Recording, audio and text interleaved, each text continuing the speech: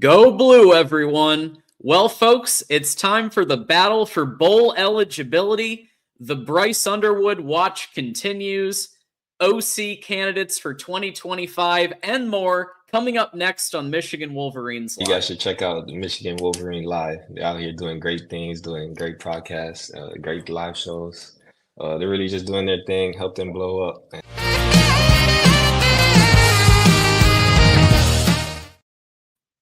And that's it. We're here at Michigan Wolverines Live. Today is Tuesday, November 19th, 2024. Thank you all so much for coming in for another episode here. We are on now, believe it or not, our 175th episode. That's wild. That right there is absolutely crazy. My name is John D'Adamo, and I'm going to take you through the next hour and a half or so. Don't forget that we are coming to you live from YouTube, from Twitch, from X. And by the way, if you're on your commute, you can also catch us on Apple, Spotify, Amazon, iHeartRadio, Deezer. So there you go. Lots of different ways to catch Michigan Wolverines live. As you come in, we do want to encourage everybody to hit that like button. It only takes a second. It's free. You might as well. Share this YouTube link out with at least one friend, whether it's on a Discord chat, a Facebook group, whatever it is. If you share this link out with people, great things will happen. Magical rainbows will emerge. Michigan will go undefeated again next year. All kinds of great things will happen. So go ahead and do that. Also, send a super chat, right, to make sure that your comment or question is read on screen. We have a lot to cover tonight. There is a lot. There is legitimately a lot. So go ahead and send a super chat if you want to make sure that your comment or question is read on screen. To help me, of course, talk through the Kenneth Grant tracker and where we're at with subscribers, my co-host, partner in crime, TJ in the house. Go blue, TJ. Always good to see you. Go blue. What is up, John? What is up, Wolverine Nation? We got a heater tonight. Exciting show. Looking forward to it. Cannot wait. Yeah, we were going through it pre-show, and I'm like, oh man, this is gonna be a juicy one. So I've been excited all day. I was excited for our members only meeting yesterday, or our members only meeting that we had yesterday. That was pretty exciting, but I'm pretty excited for today's show. Yes. Thank you all for anybody who came by. Those who stay or hire members got access to a special, almost, I think it was like 2 hours, members only.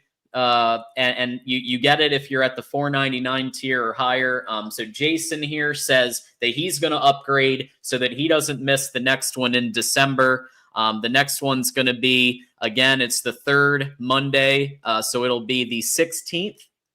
It'll be the 16th at 8 p.m. So join up now so that you definitely get notified when that happens, and we'll launch our posts as well to let people know. I strongly recommend being there for the 16th. Things are about to be cooking in a lot of areas for Michigan, so stay tuned on that. Michigan Lover giving a great testimonial here. Members only show was amazing. Everyone should purchase a membership. Thank you for that. That means a lot. It does. We appreciate that. We actually have 3 new members that joined just today. So I want to thank these 3, Dominic C. Turner, Vijay Patel, and Ryan Hall, all of whom joined up to become members today. Ryan Hall, special shout out, Connor Stallion's espionage team member. Let's go, dude. I mean, that's where it's at. That's the highest level. You are now a protector of the Michigan Manifesto. Welcome to the club. Before we kind of dive in, we've got of course, the Kenneth Grant tracker here. And we are now 750 subscribers away from the most popular team channel on our network, Miami. We're we're coming for you, Mario. We're coming for you. And we're now only 750 away. So every subscriber helps.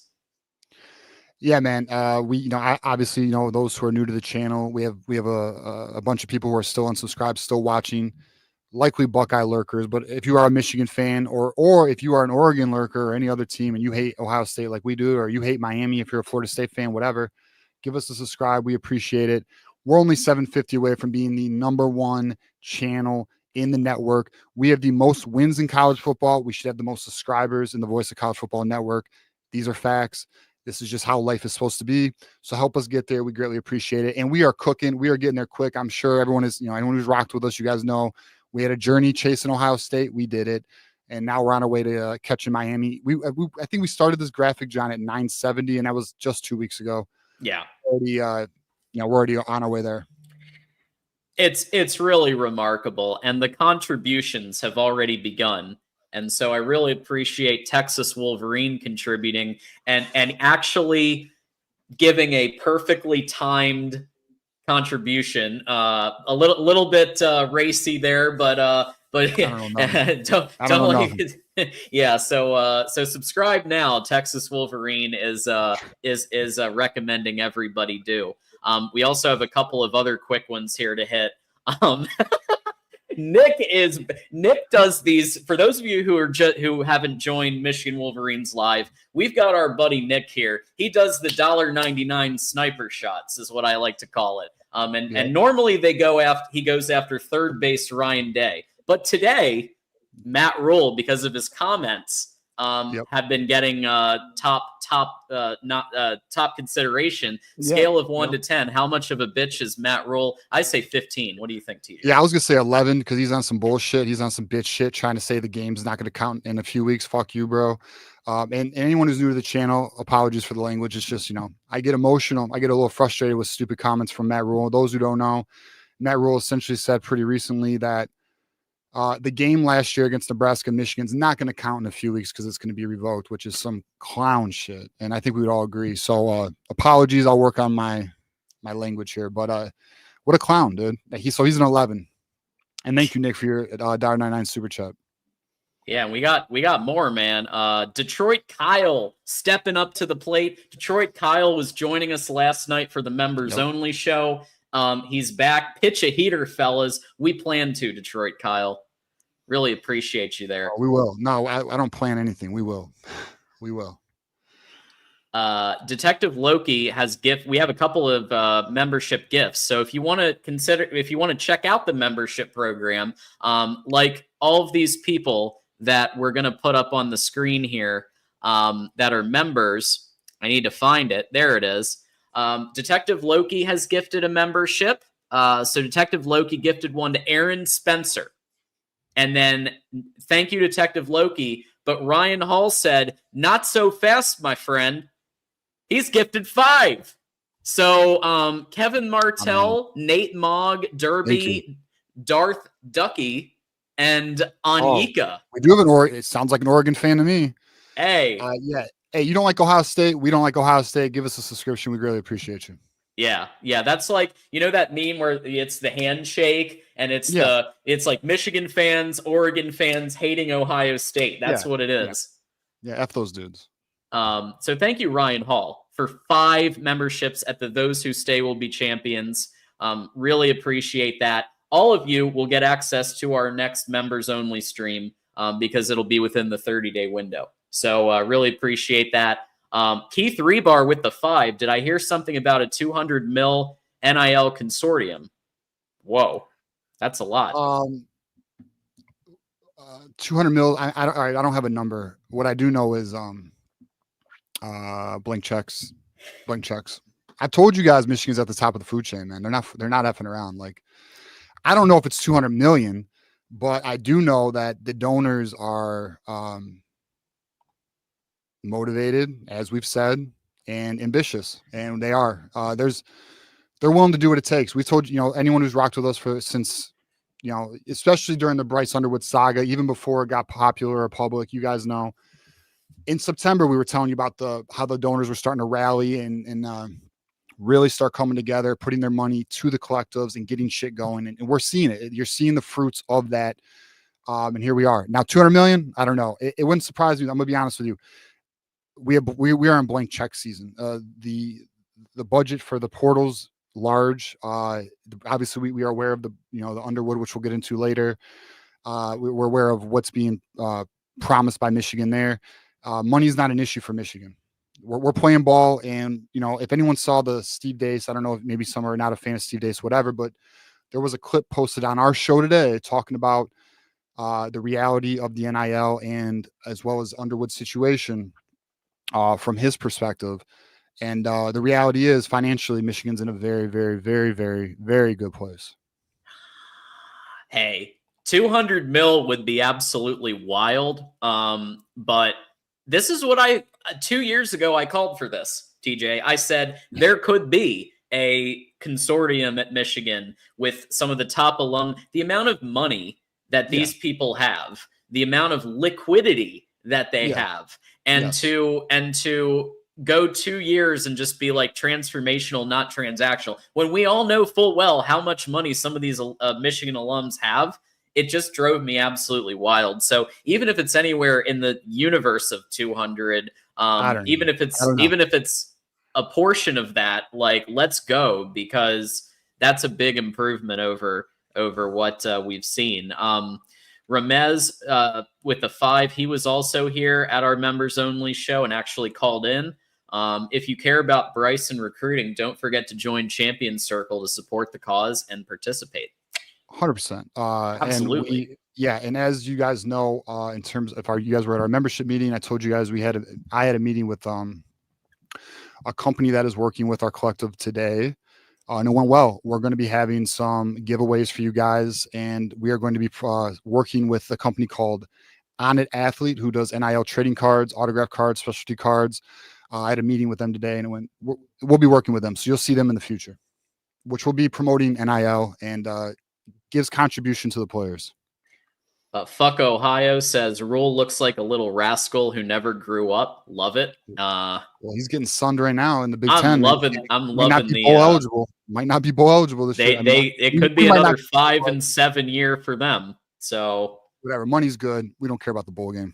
GT, our buddy GT's back. No wonder Nebraska's underperforming. They still blame Stallions for their huge L. Let's everybody throw the Stallions emoji. I love that one. That little brother energy. Anyone who carries that little brother energy, whether it be Michigan State, Ohio State, this Nebraska shit, Purdue, you get your L's. It's sad.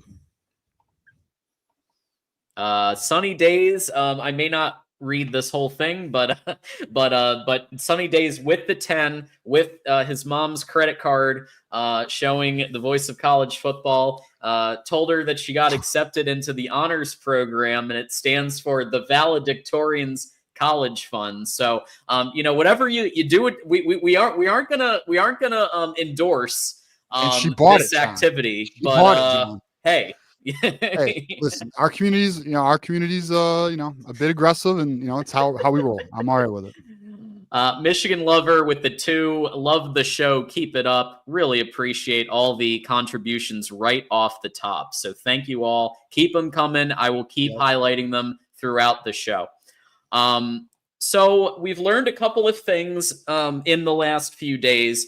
Jim Harbaugh's former right hand, Biff Poggi, was just fired at Charlotte yesterday. Now he was a key part in Jim Harbaugh's culture, and I would put him and Ben Herbert kind of as the right hands to the father, and they really helped kind of keep that culture, keep that accountability. He was invaluable. I mean, he really was a big part of leading the team. And so, could he come back next year? We talked about TJ on multiple episodes of this show, having a associate head coach who was a former head coach who had that experience, who could help guide the ship and give some intel or some insights from his own experience as head coach. So could you see Biff making a return in 25? I think it is a natural a natural move back to Michigan. He obviously knows he loves Michigan. It's home in a way, in a sense, right? And then not only that, I think it'd be an excellent addition for Sharon Moore to bring in Biff, who obviously can hopefully bring some stability, in terms of helping him, at the head coach position, but also it's the secondary value. For those who don't know, Biff Poggi was the former head coach of St. Francis in the DMV area, which is a very elite high school. He has a lot of connections in the prep area, especially the DMV area. I mean, he is connected. Now we're in the NIL era. Biff Poggi would pay dividends. Derek Moore is here because of Biff Poggi. We've been in on other recruitments because of Biff Poggi. Biff Poggi was actually the head coach of Blake Corum when he was at St. Francis. So, no question. I would love to see it. I think it'd be it'd be a part of the culture, right? Like, he understands the culture. He was here for that. He helped build that. He was here for those 3 years, right? So, I would love to see, Biff get back to Michigan. And all of our YouTube members really excited about that possibility. So yeah, we're getting a couple of cosigns on that one. And yeah, I think it would be incredible. I think that's the perfect person to come in and be that right hand as he was under Harbaugh. Because I don't see that role translating, because he already has Ben Herbert in the Chargers. I don't could Harbaugh call Biff up and give him a position at the Chargers? Yeah. But, he basically gets final say over the program. So he could, but I just don't see him. I don't see that translating. Then again, I said the same exact damn thing about Ben Herbert, and he brought him up anyway. So you never know. Yeah, no, I mean, well, the Ben Herbert dream, that's gone. I mean, it is what it is there. But Biff is a solid. Why would you not bring Biff back? I don't understand why you wouldn't bring him back. There's no downside to him coming back to Michigan in some role. I'm not even saying assistant head coach. I'm saying in some capacity, some role. And I saw B-Dub's comment, he doesn't recruit. Bro, his connections alone get you in the door. The recruiting's all about I know people are familiar with Courtney Morgan. Now, Courtney Morgan's a hustler, but his connections are his value. When you have in the DMV is one of the most talent-rich areas. It's on the East Coast. It's not far from Michigan. You want to be able to, when you are playing ball like we are now in terms of NIL and our recruiting approach now, which is very aggressive. We're one of the top dogs. We are a bully on the block right now. You need these connections. These will only assist you in landing bigger fish. And that's where we're hunting. We're big game hunting, dude. That's where we are now as a program. Absolutely. And I do want to thank U of M Berks. So U of M Berks has just become a YouTube member. We are getting quite a few signups. And this is another Connor Stallions espionage member.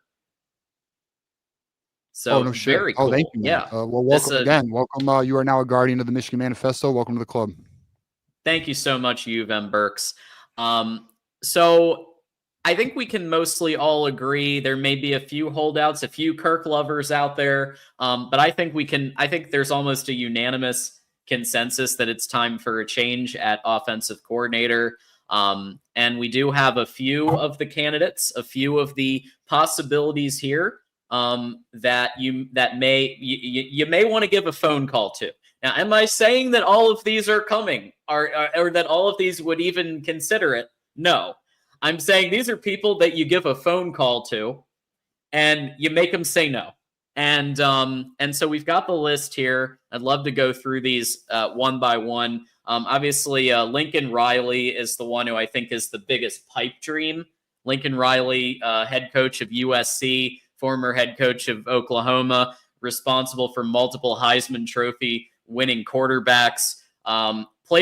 Runs a very, very different system than Michigan is used to. And so that will require heavy use of the portal if he were to come. But I do think it's a long shot. But do you give a call to Riley's agent just to see? So when I saw, in all love and respect, when I saw John put Lincoln Riley, I thought to myself, has John and Nick been hanging out all day? What have they been doing? Nick, what have you done to my co-host?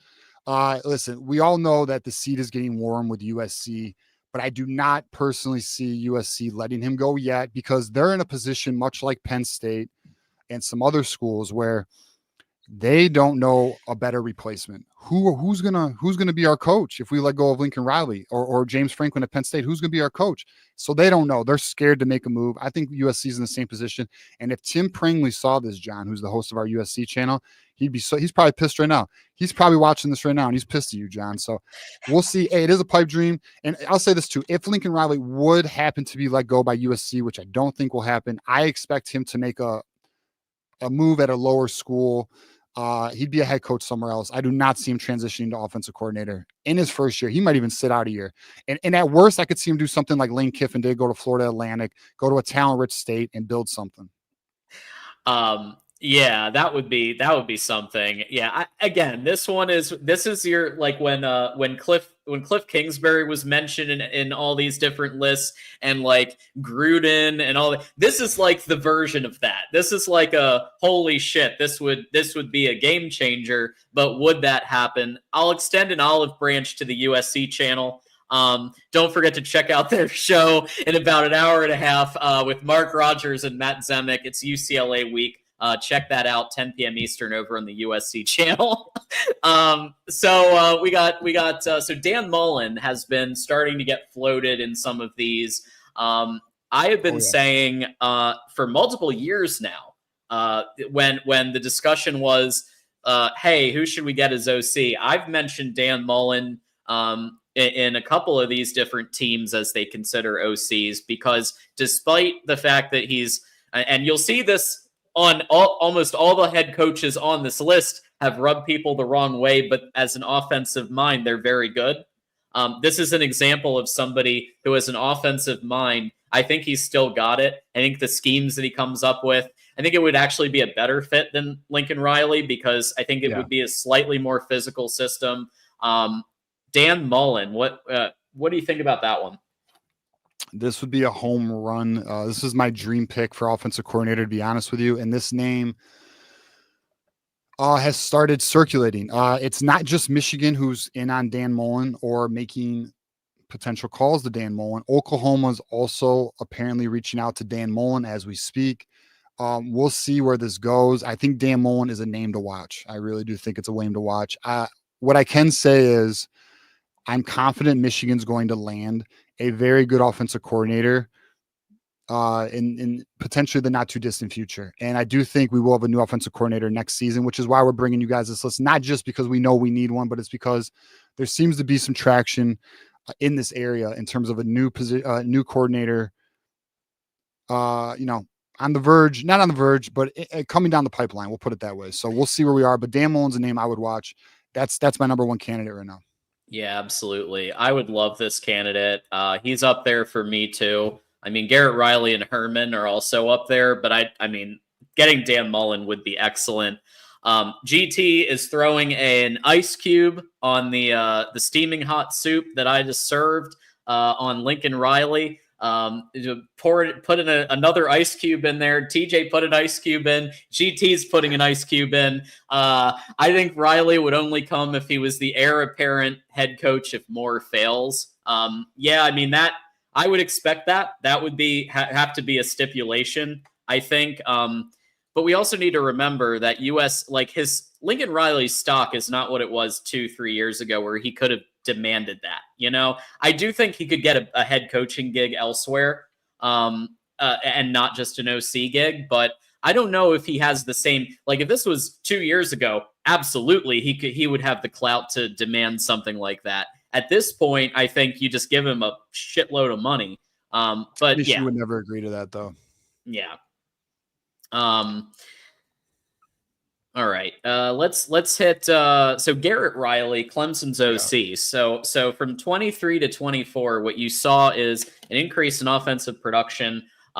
Clearly they look improved. I think that Garrett, I actually think, and I talked about this with our buddies Jordan Bowman and Tiger Paw over in the Clemson channel at the Voice of College Football. I thought that Dabo was kind of making him play call with one hand tied behind his back a little bit. It didn't look like the same team that TCU had the year before that absolutely destroyed or at least beat Michigan in a playoff, and at times looked like they absolutely destroyed in that game. Michigan comes back in the second half, but that Garrett Riley called a masterful game in that TCU Michigan matchup.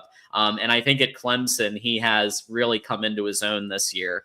I think he could be a great candidate of the current OCs that are out there. Garrett Riley, another option. This would be an insane. This would actually probably. I mean, this might even be better than Dan Mullen, to be honest with you. But the reason why I don't have it ahead of Dan Mullen is because I don't know the realistic potential here to land something like this. Because Clemson's actually playing well this year. You'd have to make him the highest paid offensive coordinator. You better hope Clemson doesn't match, and I think they would. This is why this is another one where I feel like it would be a little bit. I do believe this is a long shot here. Obviously, one of a very good mind on the offensive side of the ball, especially this season. His team's performing. I think he's like near the top 10 in offensive production for Clemson. Definitely a name I'd like to see, but in terms of realistic outcomes, I'm not so sure with this one. Yeah. Another one and again, some of these at the top of the list are going to be tough to get, right? Like obviously Lincoln Riley. I think Dan Mullen, he's had the TV contract. Those TV contracts are pretty damn good. You get to sit in the studio, you collect a check, you make an appearance, I think Dan Mullen's poking around. I think he's ready to start coaching again. Now, whether we land him or not will to be determined, but I do think it's a name to watch. Tom Herman was recently, just the other day, fired at FAU. I was shocked. I thought that would be an excellent fit for him for quite a few reasons, and it just didn't quite work out. He was let go, but I will tell you this. I don't usually say nice things about Ohio State, but I will say a nice thing about Tom Herman, which is that his play calling was a key reason that they beat Alabama and then went on to win that national championship. And you saw the downgrade in play calling when Tim Beck took over the next year. So I think Tom Herman would be an excellent choice. My concern, of course, would be you would need to really give the highest paycheck you could, because it's got to counteract the Urban Meyer Ohio State effect, which it's a little different from getting Urban himself, right? But I still think that there's a little bit of that maybe residual hatred of Michigan that was cultivated over those years, but nothing that $2+ million couldn't cure. No, definitely. I don't see why this could not be a potential target. He was just let go. He was at Florida Atlantic. So this would be the prime example of a coach who's out of options in terms of head coaching. His next, natural progression is an offensive coordinator at a Power 5 school. Michigan is that. I think this is also a name to watch. And I would be very happy with this hire, especially because he's got Ohio State ties. Oh, I'd love to stick it to those sons of bitches, bro. Yeah. It would be a very, in my opinion, a strong hire. It would also give Michigan a little bit of the hire that I'm expecting for Michigan to make an offensive coordinator will give Michigan credibility in terms of offensive strategic concepts, and it's someone who's a bit proven. So I'm looking for, this is a name I would put on the radar. So one that I think would he be willing to leave DeBoer? Maybe not. But I mean, Nick Sheridan might be ready to show that he can call an offense without. Because let's face it, in a Kalen DeBoer system, Kalen DeBoer is the head, right? And yeah, Nick Sheridan has a role, but I think that there's like if he has the opportunity to like literally run the offense the way he wants to run it without any interference, and he can call the plays, and he can also help with the quarterbacks. I think he could be a great choice. Obviously, an alum. Was actually on the people were bringing him up as the best Michigan quarterback. I would disagree, but I think he's up there. I think he's one of the better Michigan quarterbacks that we've had all time. Yeah. There were some people saying Nick Sheridan for GOAT. I know. No. JJ won. JJ got 77%, and then everybody else would kick his ass, and he wasn't even amazing in Michigan. Yeah. No. You got John Navarre. I would put John Navarre, Chad Henne above him. Yeah. And I know there's like Elvis Gerbach, but like this right here though is very intriguing. because I know Sherrone Moore's ideal offense is very similar to what Alabama runs. Now Sheridan got to learn under DeBoer another year. This would be a very strong hire if Michigan was able to pull this off, and it would fit the type of quarterback that Michigan's pursuing right now. For So sure. I would add this to the names to watch. Names to watch. And another one that TJ you had mentioned, I know before, and kind of looked into him a little bit more. Mike Shanahan, who's currently coaching the Indiana offense and wide receiver room, which, by the way, could really use a jolt in the arm. We might need a wide this receiver idea. coach, John. We might need a wide receiver coach. Yeah. So Mike Shanahan could literally take those roles at Michigan. Come on in, Ron Bellamy. You can go to a group of 5. Have fun, and let's bring somebody like Mike Shanahan in. Yeah, this would be a very sneaky, savvy addition, in my opinion. So, for those who don't know, Indiana has the best scoring offense in the Big Ten. It's one of the stronger offenses in college football. The development of the players has been insane this year. It's been very impressive, especially considering the talent level. He runs a very fun offense. And the reason why I think this is potentially realistic, you might say, well, Cincinnati just got an 8-year contract. Why would he leave Cincinnati? I'm not positive Indiana can. I know they just played big boy football with their head coach. Can they pay their coordinators big boy contracts? I'm not sure. They do have the TV contract. It is a new era, but I say you make an attempt here. You make this dude a top 10 highest paid offensive coordinator in college football, and you see if Indiana can match that. Yeah. And look, Indiana just they have shown recently that they're willing to spend lots of money to keep people. Obviously, $8 million a year for Curt Cignetti. Would they also be willing to match a $2 million or $1.5 million offer a year for Michigan when they've just done the $8 million a year? Maybe not. Why not? Hey, you know what? Make them do it. Make them do it. Make them do it. Another name that's interesting is the 1998 Rose Bowl MVP, Brian Griese, who's currently the 49ers QB coach. 2 years ago, he obviously left the broadcasting booth. And Kyle Shanahan really tried to scare the crap out of him. Tried to talk about how it's not all it's cracked up to be a coach. But he came anyway, and he's been building that QB room, dealing with a lot of change and issues there with Garoppolo and Trey Lance, and obviously now Brock Purdy having come into his own. Definitely. So this hire here, I think, is a name to watch. And the reason why is this. Now, I don't have any confirmation that they're poking here, but this makes a lot of sense for a lot of reasons. One, Brian Griese will never have full responsibilities in terms of play calling because of Shanahan for the 49ers. He will always have his hand on it. This is Brian Griese's opportunity to do a Mike Macdonald play, to do a Jesse Minter play. You come to college, you dominate this shit, and then a year or two, you get into the NFL. You get a coordinator position, because right now you're just a QB, you're just a position coach. There's a lot he doesn't want to end his career as a QB's coach. And plus the 49ers, if you look at their window, all health, age, in my opinion, there's an opportunity here for Brian Griese to come home, get this offense on track, especially if you land elite talent. He would have elite talent to play with. This is also a name I would say to look out for. There it is. Look out. I think it's I really am. I know that there are people in the chat right now saying he's never been an OC.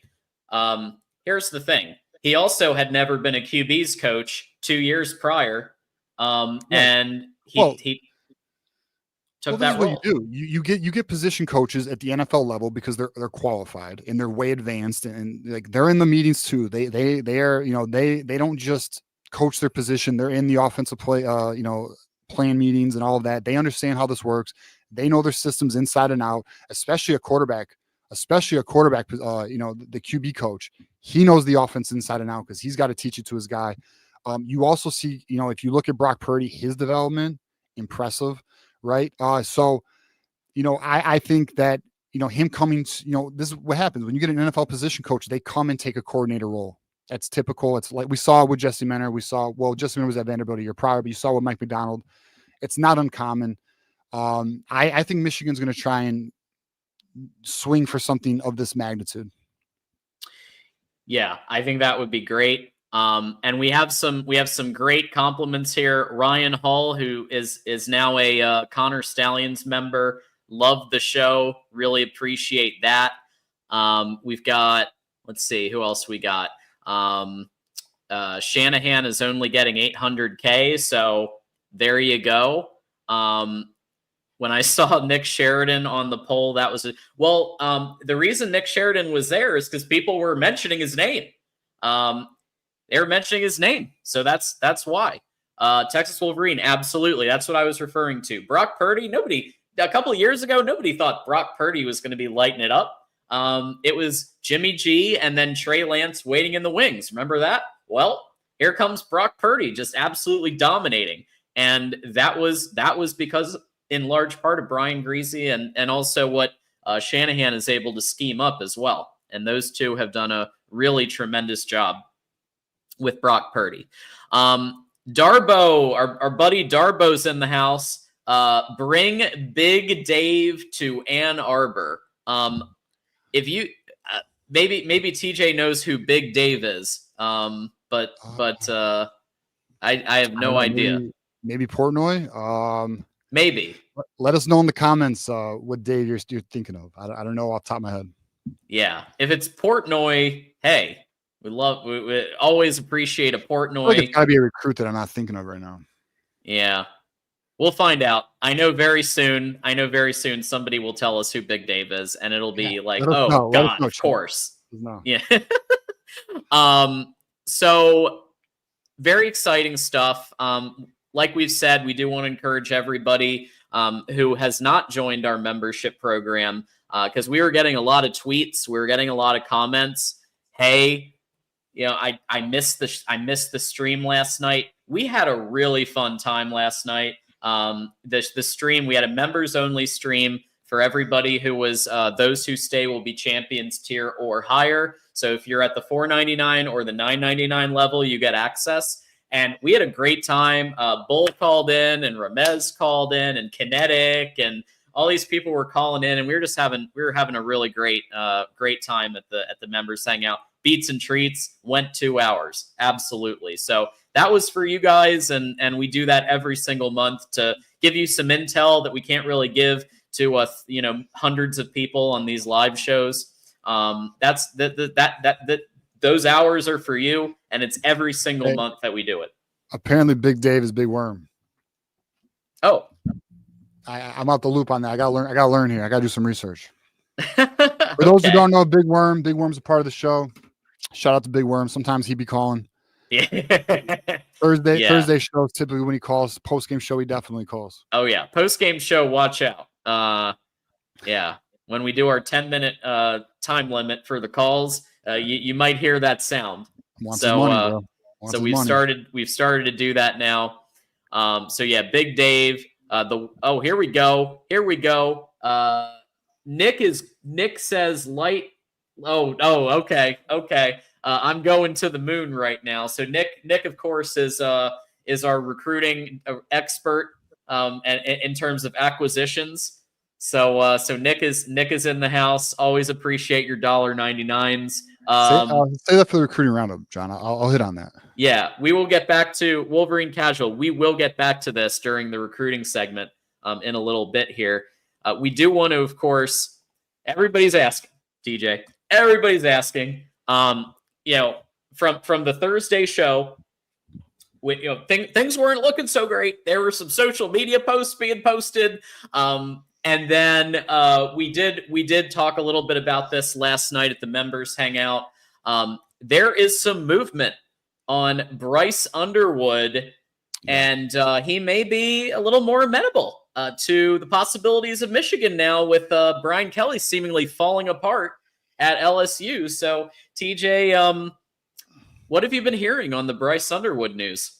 Yeah, so this has been very interesting. As you guys know, we have been following this for quite some time. So here's where we are, and we talked about this a little bit in the membership only meeting yesterday. Here's where we are fully. So there was a meeting planned Sunday. I got some intel Sunday morning, and then we saw some others confirm that intel. EJ Holland being one. He posted a little bit later. I sent a screenshot to John on what I was hearing.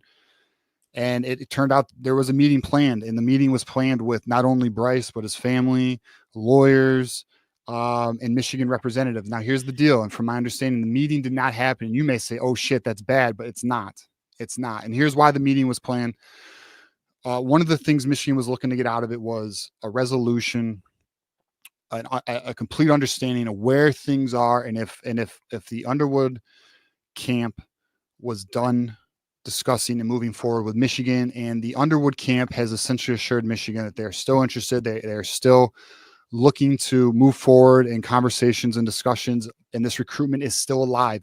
Michigan was looking to be in a position where it's like, look, we're either moving forward or we're not moving forward. You know, where do you stand? Where is everything at?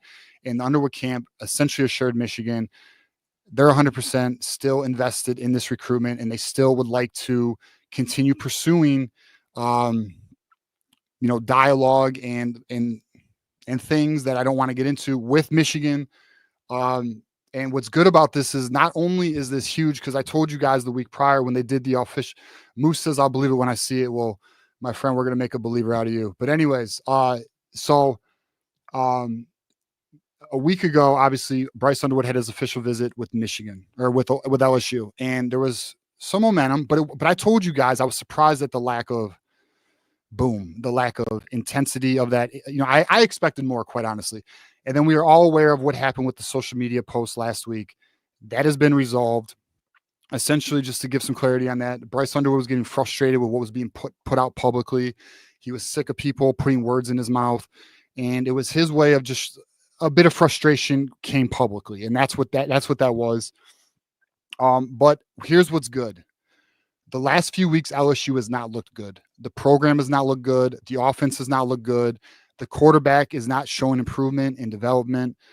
We saw Brian Kelly, go in on a player on the sideline. You have the LSU fan base calling for Brian Kelly's job. You have the rumors of Sloan taking head coaching positions, potentially at ECU, Louisiana Tech, or other schools that are poking around.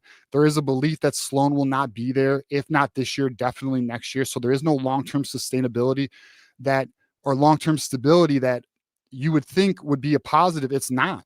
The LSU situation doesn't look as rosy or as good as it previously did in the beginning of the year, especially the way the season's going. So at this stage of the recruitment, I just want to say that information, I'm sure you guys know this, is a bit delicate right now, and there's a reason why. What is wanted is to allow this to play out a little bit, but I do have some optimism that I'm going to share with you guys. Michigan is currently pushing for a Northwestern visit with Bryce Underwood. We will see the results on that, but here's where I want to stand with everybody. So if anyone's been watching us and you know this, I've given you guys updates on where I stand and my confidence in Bryce Underwood coming to Michigan. And I just found out yesterday that Isaiah Hole, who I will let you guys know he's tapped in on this. Like I know some people question Isaiah Hole's. I'm hearing what he's hearing, so I know he's, you know what I mean? And his information's legit right now. And I just found out yesterday that he's doing a percentage thing too. Did not know that. I now know that. We'll still do what we've been doing. I was previously at 60% 2 weeks ago. I took it down to 49% last Thursday. Where I am currently as of 11/19 on November, 11/19th in November, I'm at 70% that Michigan's going to land Bryce Underwood. I'm extremely confident. The momentum out of this weekend, the conversations out of this weekend, we're on, shit's cooking. I'm just let you guys know shit's cooking. No guarantee here. I'm still at 70, not 100. Be on the lookout. And here's what I recommend. Enjoy the ride here. And just chill. Just allow this, like, guys, this is recruiting. We told you guys last week, you got to let the official visit glow, fade, and then it's back to business. We told you that. Well, it is back to business, and we're back to business. Michigan's gaining momentum. We'll see where it goes. And I shared this on the members only meeting. There is an ace up the sleeve. I'm not going to reveal that. When it becomes public, we will talk about it. But there is an ace up the sleeve. Michigan's making some good moves here. I'm pretty optimistic about where things are trending currently. We'll see though. Again, 70%, not 100. I want to make that extremely clear. But I think Michigan's doing a great job right now. DJ, it's all very exciting. Those of you who've been watching know I've been the skeptic here a little bit. And I'm cautiously keeping it at that coin flip right this second. I'm keeping it consistent at the coin flip. But I will say that the developments that are happening are positive. We obviously don't want to say too much in front of hundreds of people. Out of respect for the process. What were you going to say? Yeah. Well, I was just going to say, right. Cause we need to allow this to play out right now. Mm-hmm. That is my word of advice to everybody. Mm-hmm. Feel optimistic if you will, but we need to just allow it to play out. Michigan, and I told you guys this since early October, Michigan's not effing around. They're doing a great job. So let's see. Cause I'm going to tell you guys, if Michigan's able to land this, the momentum and the tidal wave of positive shit that's going to come from this is insane. And I know this is crazy, and I don't want to put this on one recruit's shoulders, but this is literally program changing type shit. And the reason why I say that is because I'm gonna assure you guys the portal will be even better than it's already planned to be, and it's planned to be great. The way they intend to close this class is going to be monstrous. And I'm not being hyperbolic or using a word. I try to be mindful of my word choice. Monstrous is the word I'm using. They're looking to crush this shit, and I'm very optimistic about it. I'm very optimistic. We'll see. Again, 70, not 100. I want to clarify it so no one says you said he was coming. No, I'm giving you guys the pulse of the recruitment, where I'm at, what I know, and how it's going. And Michigan's doing the damn thing. Let's see if they can close. Imagine this. Imagine Bryce Underwood comes to Michigan. Then you're very likely keeping Andrew Marsh and Olish in the class. You got Babalola, who might start it might be one of the only times you start as a true freshman. It doesn't happen. Very rare. But I think he has a shot in this O-line room. He wouldn't have a shot 2-3 years ago. He might have a shot this next year. But just imagine you got these players. You got Jordan Marshall coming up. You got friend of the program, Micah Kaapana, who's coming up. And so you start to think of, holy shit, this offense could actually be really potent, really quick, as long as there's a conductor of the orchestra who's competent, who knows how to call plays in a way that makes sense, and can play to a team's strengths. And so that's why the segment we just did was so important. We got a crap load of super chats on the Bryce Underwood thing, so why don't we tackle some of these Bryce Underwood super chats? Wolverine Casual, my heart can't take this. I have to assume Bryce isn't coming. I'm assuming you mean Bryce isn't coming for my own health. Yeah, man. Look, here's what I recommend everybody do. Take a breath, go outside, bake some brownies, go live life. He's going to make a decision one way or another. He's 17 years old. There's a lot of factors here. It won't be done till he signs on the line that is dotted. And that's the way it is. So it's going to happen one way or another, but there are positive developments. It's back to life when we thought it might be dead or almost dead Thursday. Now, it's possible. So yeah. And let me hit on the point where I know our boy Keegan, friend of the show. We love you, Keegan. He's like, we're being played. My friend, I'm going to tell you that's what the Sunday meeting was about. And I can promise you they were assured. That's not the case. I don't want to go any further. You'll see. Our buddy, friend of the network, Will ND, is here. I was just with Will ND not that long ago, and we got to hang out again, buddy. Can I get a percentage on Underwood going to Ann Arbor? So TJ just 70. gave his. Yep. A strong 70.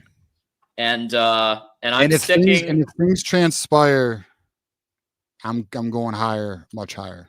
If things transpire how it could in the next coming time period, I don't want to get too specific here, but if things transpire how it could, I'm up in this shit really heavy.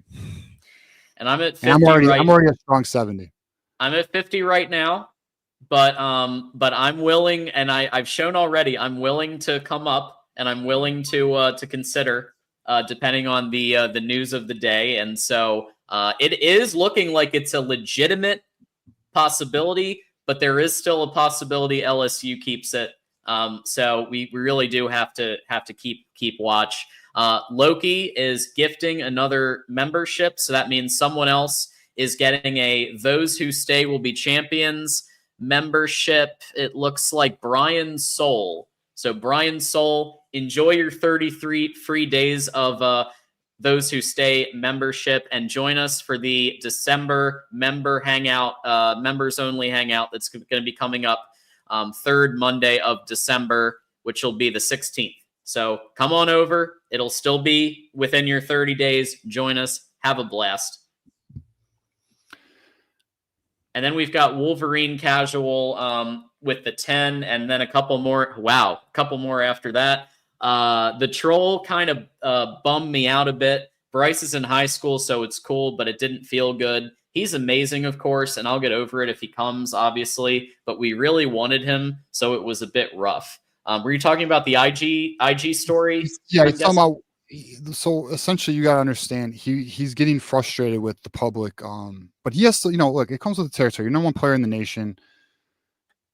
So just imagine being a kid where your business is being put out publicly, words are being put in your mouth.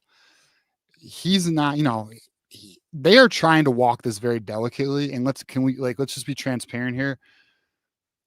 Everybody, like, what's funny, John, and I know everyone who's watched us for a while knows this. We started talking about this before anybody started talking about this. And even before Sam's fireworks post, and then Sam did his fireworks post, he didn't mention any names. We were still talking about it. Another site we won't name was in denial for a minute. Okay. And then now that it catched fire, everyone and their mom wants to talk about it and post about it and give these fake numbers, 5 million here, this, it's frustrating. It's frustrating, I'm sure, because they're trying to walk it delicately. I know out of respect to his commitment to LSU, they wanted this to be more private, from my understanding, and it's very public. So I think it's just built up frustration. I don't hold it against them at all. And I listen, when that post happened, if anyone saw our call-in show, you saw my response. I was like, oh shit, not good, But Johnny, thankfully, Johnny was there, Johnny Olden. And, he was like, bro, likely the word, and then also what we heard, the cause to why that post was had. And then not only that, listen, I'm telling you, Sunday, Michigan's been assured this is legit as hell. Okay. There we have it. So watch this space. Ryan with the $20 super sticker. Ryan goes in, joins the Connor Stallions espionage team, and drops a $20 super sticker. Clearly likes the show and has decided to contribute in a major way. And I want you to know it's extremely appreciated, Ryan. Yeah, no doubt. Yeah, no, everyone contributing, even just liking the video, watching the video, sharing us, contributing financially. We really appreciate it. It means a lot to us. Yeah, and Moose is actually reminding people right now. Thank you, Moose. Moose is a longtime friend of the network and moderator and contributor, and he is reminding people to hit the like button because there's 341 in chat and only 63 likes. It's actually gone up to 357 just at YouTube. There's another couple hundo in other places, but yeah, definitely hit that like button. It just takes a second. And it's free. So I know you're seeing contributions. I know you're seeing all this, and you might be thinking, well, look, I'm a broke ass college student. I've been there. Well, hitting the like button is free. So there you have it. Thank you, Moose, for the reminder for everybody. Wolverine casual. Practical question. Keelan Russell has unbelievable high school stats. Way better than Bryce, who is also great. Also plays in the #1 high school league. What makes Bryce better to recruiters? I'll let you go first, TJ, and then I've got a couple of points. Yeah. So the thing about that is all right, here's what you need to understand is Bryce Underwood is the archetype of, this is going to sound hyperbolic, but it's not, the perfect quarterback. And the reason why I say that is he's 6'4", athletic, dual threat, strong arm, accurate. He has all the tools. In baseball, they talk about a 5-tool player. Bryce Underwood's a 5-tool quarterback. He has all the tools, the size, the athletic profile. And so for example, like he's a step slower than Lamar Jackson, but more accurate. His arm development is at a far greater spot his senior year than Lamar Jackson's was in college. Okay, Lamar Jackson got really good. If anyone watched him at Louisville, he was not the most accurate thrower initially. He developed. A lot of people thought Lamar Jackson should be a wide receiver. Now, Bryce Underwood he's not quite the burner of a Lamar Jackson, but he has this capability. Bryce Underwood's a game changer. And the word generational I know is used a lot, but quite honestly, Bryce Underwood's the greatest prospect to come out since Trevor Lawrence. So Raiola was the #1 quarterback last year. Bryce Underwood, as a junior, was rated above him. Like, this kid's special. He's very special. Yeah, this is somebody that has the potential to be generational. A comp that I'm seeing is Vince Young is another one that where Bryce has also shown he's been able to move the chains with his legs, dodges defenders. He's kind of big, 215 pounds plus, 6'3", which it's a great frame for a dual threat quarterback. And you mentioned Trevor Lawrence. He's the type of player that takes your team from maybe a 9-win, 10-win program to a deep playoff contender, national championship contender. So yeah. He's not being guaranteed the largest NIL offer in the history of freaking college football for no reason. Michigan's offering the largest NIL offer that has ever been given and guaranteed. So this isn't the Rashad situation at Florida where the money's not. No, the money is there. And not only that, there's more to come. See, one of the things that I guess I didn't hit on that I should have hit on, LSU's offer is not anywhere near Michigan's. It's not even close. So this is another thing that matters. Yeah, that's I'm pretty optimistic about it, dude. I'm gonna be very real. I'm pretty optimistic, bro. A year ago, I would have said you were crazy to hear you say that Michigan's offer is that much better than LSU's. It would have been like, the Julia Roberts meme with all the math everywhere. I would have just been like, what the, but it's true. And it's amazing. And so that's where Michigan's NIL and ability to find donors, to earmark money, partnerships, the passes initiative, and some of these, it's something to behold, and hopefully a preview of things to come, no matter what. Now, fuck Ohio is giving you a little jab there. It looks like TJ just be making shit up. No more DM intel for you. Fuck Ohio. That's one of my boys. Where he's fucking with me. But I'll share things from time to time. I just gave you a heads up on an offensive coordinator, bro. What are you doing? There you go. But no, like, this is a very serious shift in what we were feeling last week. So I'm pretty, it's pretty exciting. This is a major weekend, which we're going to get into, John. We're going to get into visitors in a little bit, but we'll hit on these guys right here. Bradley Gompers, John. Well, actually, no, let me touch on Elijah Dotson. So Elijah Dotson, obviously Bryce Underwood's teammate. Guys, still feel extremely strong here. Fully expect him to end up in the class. Just so everyone knows. And you might say, well, what's the wait? What's the delay? What's the rush?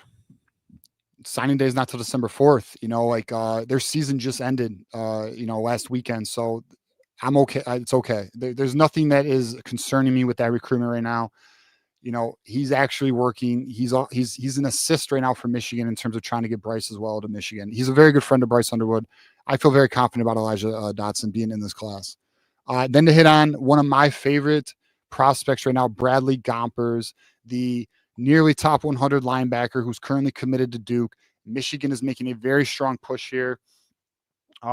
Michigan feels like it may lead right here. And we're going to find out in the next few weeks where this goes. But I feel like Bradley Gompers is starting to trend to Michigan. We'll see how this one turns out. Very excited. Anyone has not seen the Bradley Gompers huddle tape, please do. I'll tell you this. I think he's better than Owasu Boateng, personally. But I want them both. I want them both. That's not me saying I don't want them both. You give me both of them. Those are two dogs. They're both legit, and I expect both of them to be legit players at the college level. But Gompers I think Gompers is underrated, man. I think Gompers is a dog. Owasu Boateng's a dog, but some dogs are bigger than other dogs, But and then Javon Boggs. This is an interesting recruitment, as well as the Javon Hilson. I know you do, Moose. I know you do. Colorado's making a push, though. We'll see where that one goes. Michigan's in the running, though. But in terms of Javon Boggs and Javion Hilson, this is very interesting because Michigan just started getting into the play here. These are teammates of Brady Hart, the 2026 quarterback recruit. I actually, if I had to call it, and I'm not giving, this is not a lock, but if I had to call it, I believe Javon Boggs is going to end up in the class in Michigan. Michigan's pushing very hard for him. He's currently committed to UCF. He's a very strong wide receiver. This would be one of the weapons that you would, let Bryce Underwood know, hey, Derek Meadows, Andrew Marsh, Andrew Olish, Javon Boggs. This is your arsenal coming in on your class. Check out what we do in the portal. That's the sales pitch, right? And he's going to be visiting this weekend with Brady Hart, the JJ protege.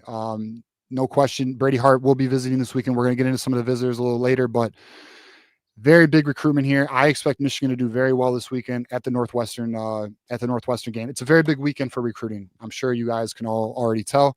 And then Javion Hilson, this is one of the top edge rushers in the nation, also a teammate of Brady Hart. Michigan just extended a scholarship offer very recently. Some people are like, well, why'd you take so long? What is going on here? I'm a believer that the reason why there was a delay here on this, and just so you know, Brady Hart is recruiting the shit out of these guys right now. I'm a believer that because Michigan, okay, so prior to Michigan's involvement in the NIL space, you don't want to waste time. And if you're not willing to play ball, and this isn't a character issue. This is just market. This is the market. If you're not competitive in a market, certain options are not going to be there for you. Now, when you become competitive in a market, or you become one of the top NIL players in the game, options open up, doors open, and I feel confident in saying that because of Michigan's new approach and its aggressive strategic play here at closing the class, they're going to try very hard to get Javon Hilson in the class. Brady Hart is going to also be a major, ace up the sleeve here in terms of trying to get him in the class as well. Yeah, there's definitely, like, look, the people are saying Brady Hart needs to step it up. I mean, let's remember he's also, 26. He's a 26. He's got, he's got class. He's got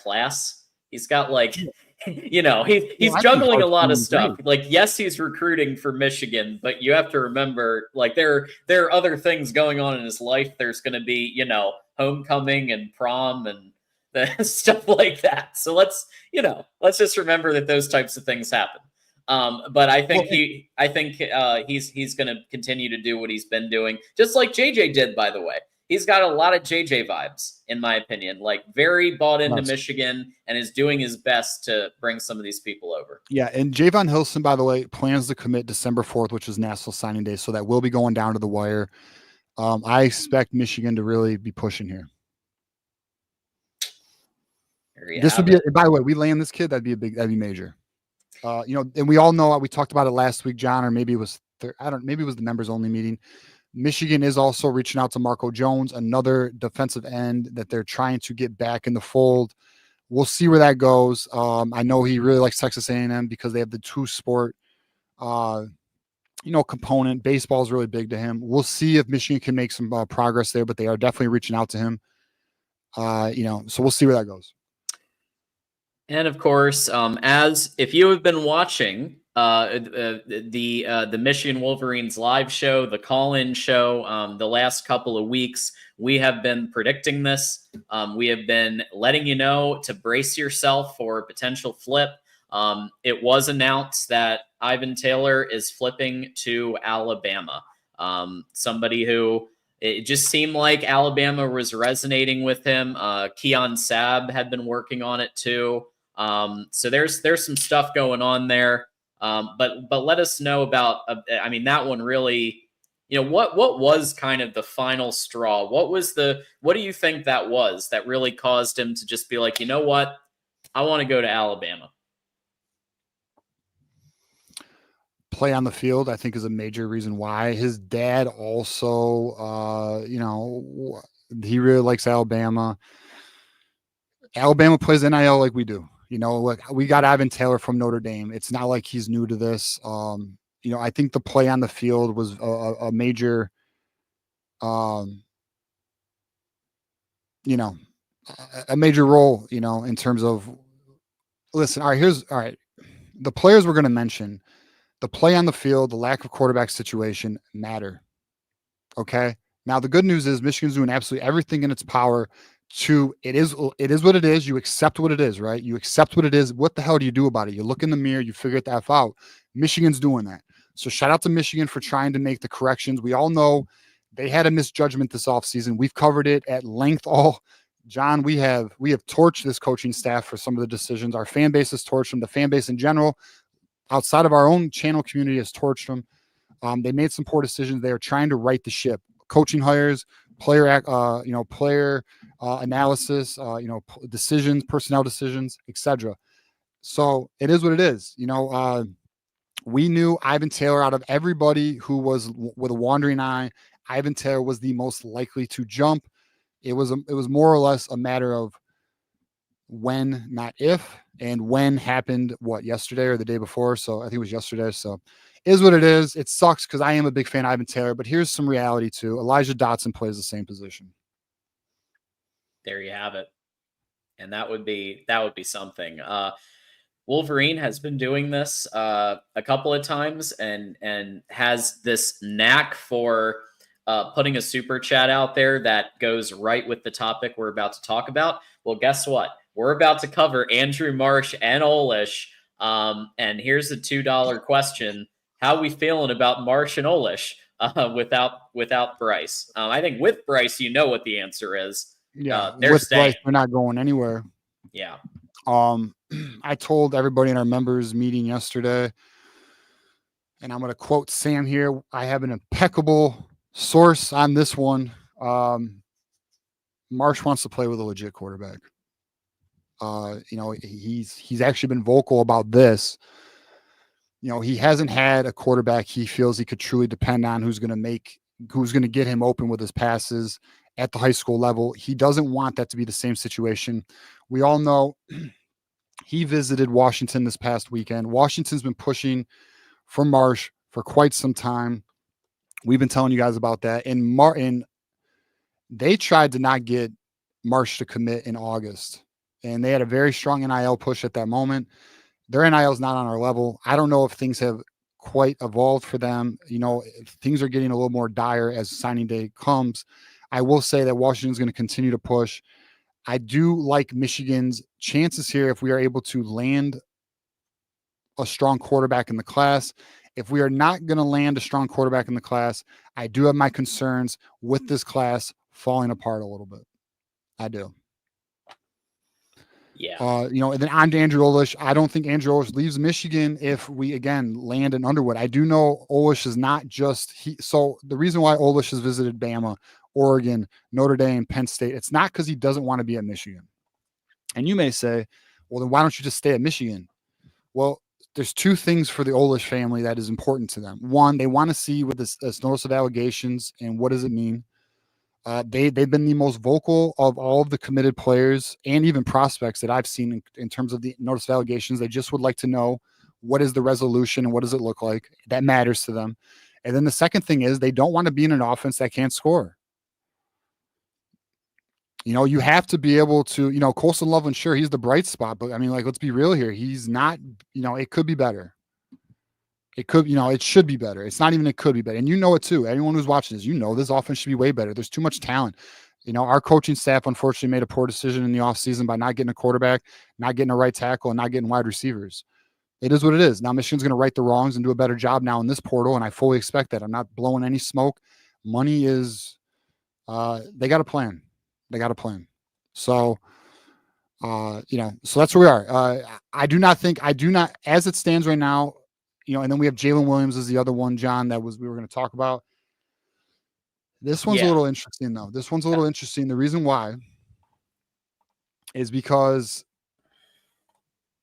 he went on a visit this weekend to Wisconsin, and the staff was not aware of it. And that's a big no-no. Now, I don't think he's going to be kicked from the class or anything like that, but the reason why this even got out is he made like an Instagram post or he took a photo of some type, then he took it down. I still think Michigan's in a good position here with Jalen Williams, but it's never a good thing when the kid's doing a visit without, Michigan is we've talked about this. People ask, well, what about Nate Marshall? Is Nate Marshall ever, can Michigan try and get Nate Marshall again? Well, this is how bridges get burnt. When you are not transparent to the coaching staff, you do not let them know what's going on. They don't care if you go, obviously they would prefer you don't go on a visit, but if they go on a visit, all right. But if they go on a visit, they want you to at least be transparent with them. That's all they ask. Like the Philip Wright recruitment with LSU was the perfect example of a player being fully transparent in terms of NIL offer, what LSU was trying to do, the reality of the recruitment, the fact that the NIL really picked up for LSU and how hard they were pushing. LSU trying not have Philip Wright commit, all of that. He was transparent the whole way. They even after LSU came very strongly, came back to Michigan to give him another visit. They were very honest. They were very true during that recruitment. Then you have other recruitments where you have things like this, where they do things behind the back, or they'll just decommit one day and flip. Those bridges get burnt. Michigan, because the reason why Michigan wants to keep these relationships healthy and these bridges good is because we all know the portal is real. And you want these relationships to be healthy because you never know when a kid will come back. Yeah, Fuck Ohio did mention apparently Jalen Williams posted a picture saying he's still locked in. I mean, these kids are going to go on visits, but it's also about how you handle that. Like, do are you being upfront? Are you notifying? Are you keeping the staff in the loop? I think that's definitely a thing. Like, how are you handling the business? It's one thing to take a visit because you're getting paid some money to do that. If you're being upfront about it, I think Sharon and company understand. But if you're not and you're underhanded, that's not ideal. So hopefully that can turn around. We do have a couple before we get to the visits. We do have a couple other super chats here. So first of all, Ryan with a 2. Thank you so much for that. Ryan, just killing it today. Yeah. Fuck Ohio with a 10. Can people stop acting like the NIL being thrown around is coming directly from the school's budget? It's coming from donors. Yes, indeed. How is a stranger spending their own money affecting your life? Yeah, look, in terms of revenue sharing, that will be coming from the school, but yeah, no doubt. The donors are definitely. Listen, here's the reality. This shit's been going on for like 50 years, 40 years. Now, not at Michigan, like these other schools, especially in the South. Michigan's not really played that way. Obviously, we are aware of the Fab 5 situation, but Michigan's actually had a pretty strong approach, and they never really allowed this type of stuff. This is normal. And quite honestly, donors, I'm going to be real. If I was financially wealthy to the position where I could give a few million a year, you better fucking believe I would.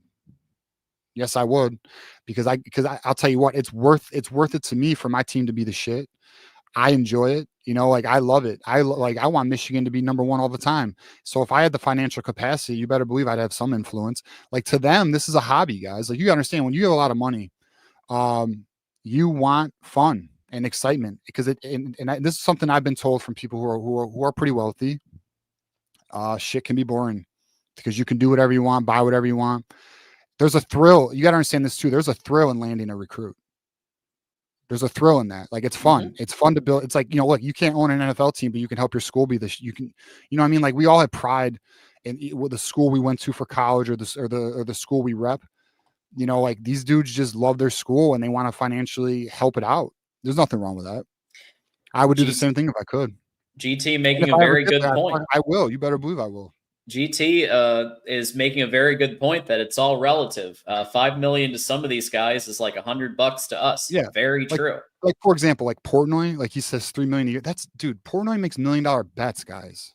He wipes his ass with millions. Like he doesn't care because how much money his company generates yearly. It's whatever. It's just an expense. Yeah. It's an expense to them, dude. I like when he's chilling on his yacht and calling out Ohio State. I just those are some of my favorites. Dave, bro. Captain Dave.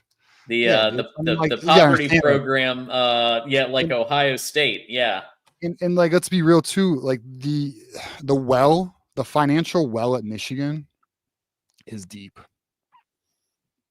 You know, Steve Dace had a really good point, and something I did kind of touch on with the Underwood situation, like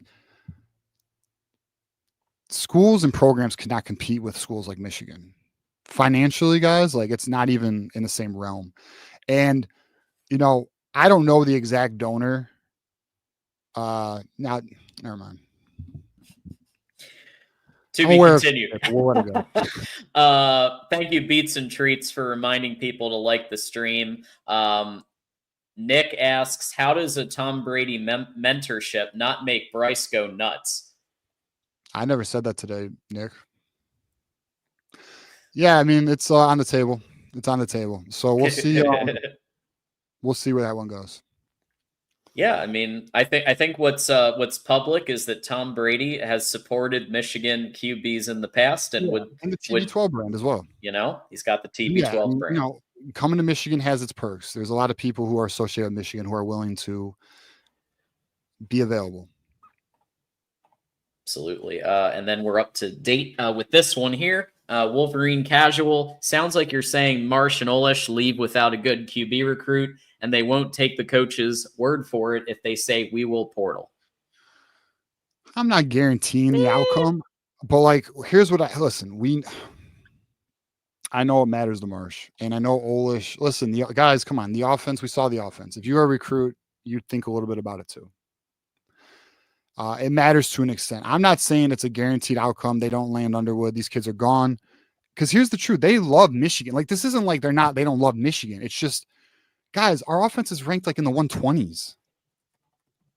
You know, like it's piss poor. It's just not good. You know, so like you're literally putting you are trusting. This is one of the we've talked about this. This is one of the biggest decisions of your life, next to getting married, next to having a child. This is a life-changing decision that will determine the outcome of it. Serious. Like, this is not to be effed around with. And their goal is to make it to the NFL, and you better make the right choice, because you don't get you don't get do-overs. There is no do-overs. We know this. This is life, right? So you got to make sure they're doing what, if I had a son, I would do probably the same shit, dude. I'd be like, all right, let's just look at all. I'm a big believer in you check out all of your options, and then you come to a decision. I'm a big believer in that. Now I know some people be like, well, then don't commit then. But I mean, just to be real with you, again, they love Michigan. This is where they want to be.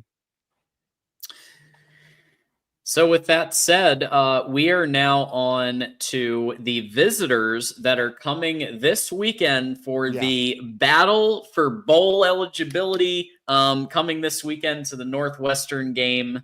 So who are some of the people that we should be watching out for that are coming in this weekend? This is the last major recruiting weekend in terms of game day. Obviously, we all know the final game of the year is at Ohio State. This is Northwestern. Michigan is looking to have a major weekend. I'm extremely excited for this weekend, especially the players who are coming in.